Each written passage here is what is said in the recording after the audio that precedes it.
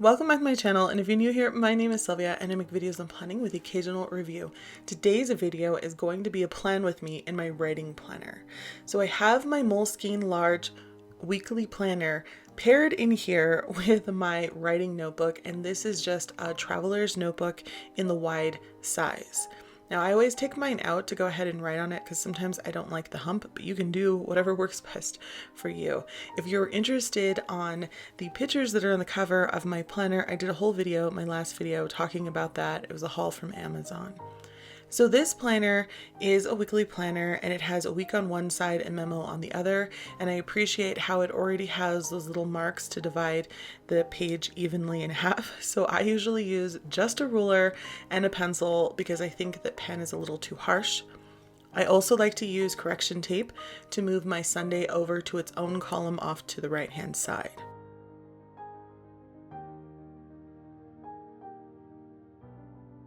Once I get that done, I usually go ahead and draw a line through it. Now, if you are new to using correction tape, be aware that once you go over it with a pencil or a pen, sometimes it will rip it up or tear it up a little bit. It's, gonna happen, or it doesn't mark anything at all. So I just go back with a pencil and I straighten out the line. I'm still using my Doll D pouch. Man, I love this pouch so much. I love how it posts, and I'm using my Sarasa vintage set of pens, and I just pick a different color for each week because I'm just kind of too lazy to color code everything. It really doesn't need it. As long as, if you've ever done bullet journaling, you can use one pen or even a pencil. As long as you use signifiers, it doesn't really matter that things are in different colors. And I happen to love the camel color in this set. It is absolutely my favorite color. I also like to use my universal Hobonichi stencil. It's universal in the way that you can use it in any size of Hobonichi, and I really love the green one. I feel like out of all of them, it has all of the stuff I need in one stencil, and I use it the most. So right now I am just going to go ahead and put 4 different tasks for each day. I feel like 4 is just the magic number for me, and it actually fits pretty nice in there. On this stencil and on the weekly Hobonichi stencil, you get the tinier boxes as well, but my handwriting is pretty large, so I tend to use the bigger square on the stencil. Let me know down below which stencil you use the most or the least. I think my least used stencil is the yellow one, the one that has the speech bubbles on it. Now this is my Midori stamp. I paid good money for these and I rarely ever use them. I'm only currently using Sunday on this one because I'm trying to restructure this whole planner by moving Sunday over to its own row like it should have had in the beginning. I mean, come on, let's get it together, Moleskine.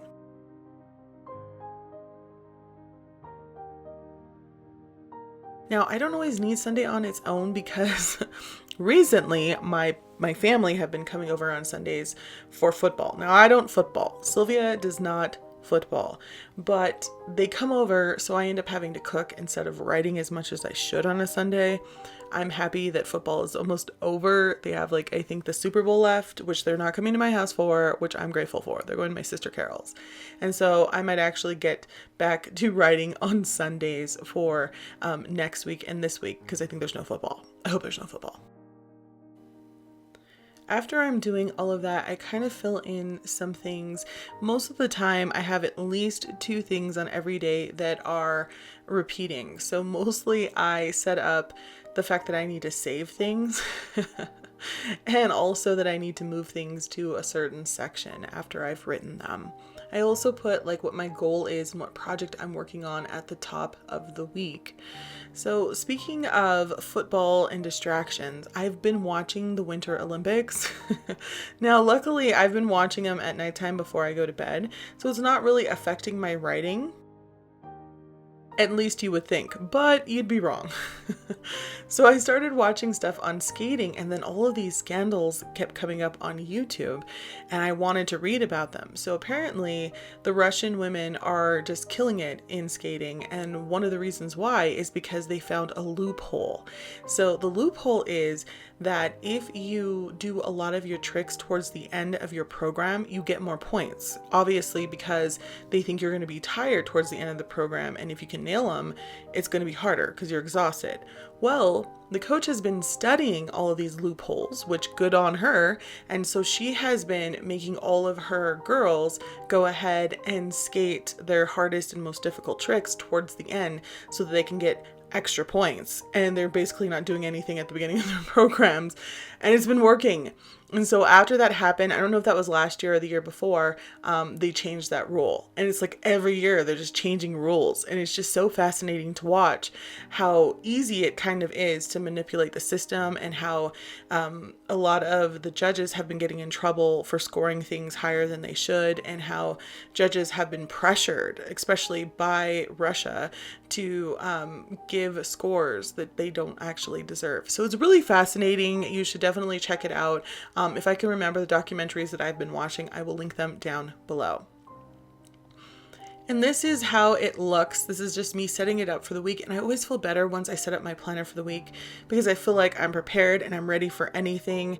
And that little butterfly is from your Creative Studio subscription box. Now we're off to the monthly, and I don't utilize my monthlies very well at all. I feel like I either use the week or the month, but I can never use both, not equally. So I'm trying to set up my deadlines for February. I had deadlines for January, but I only wrote 5 days out of that entire month of January 2022, in case you're watching this in the future.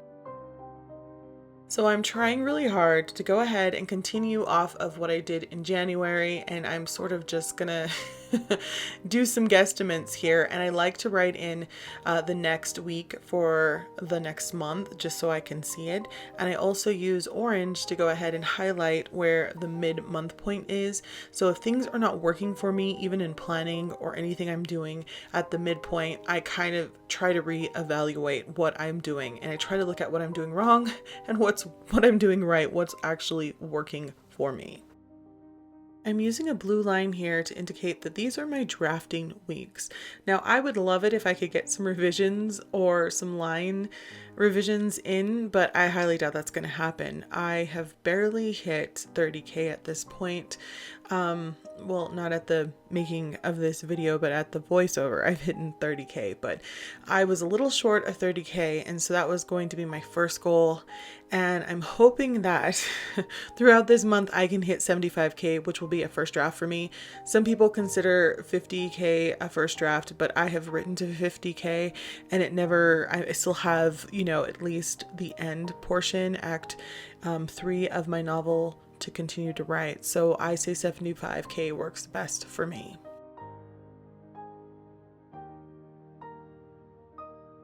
Now, I always try to plan ahead, so I am going to put a little bit of green down so that I can say, hey, if I actually get 75K a couple days or even a week early, I'm going to go ahead and start doing some revisions. So I'm hoping that will happen, but I am writing down March 6th should be the deadline for when I start doing revisions to this first draft. Over on the left-hand side, I had a bunch of goals and tasks that I needed to do that didn't get finished because, January was sort of a shit show. So I'm just kind of marking them off as partially done and just writing some more things that I need to try to accomplish in February. And it feels like all of this stuff is kind of piling up, and that's hard, but you got to push on, right? You got to push on. I got to stop watching documentaries on YouTube. It's just too much.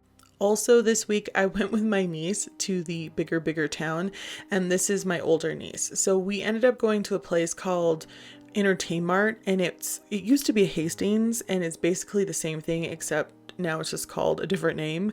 And I just lost so much time in there. In the book section, I ended up buying 10 books. 8 of them I've already read, but I bought them because I didn't own them, and I just wanted to go ahead and mark them up because I love them and I wanted to steal things from that book. So that's what we did. We ended up getting some matcha tea, which I do not recommend. No, it was matcha latte. It was so disgusting. It tastes like grass ass. If you've ever smelled wet hay, that is what that tastes like. Alright, so don't forget to like, comment, and subscribe. I hope this was helpful. Thanks for watching, and I'll talk to you soon. Bye.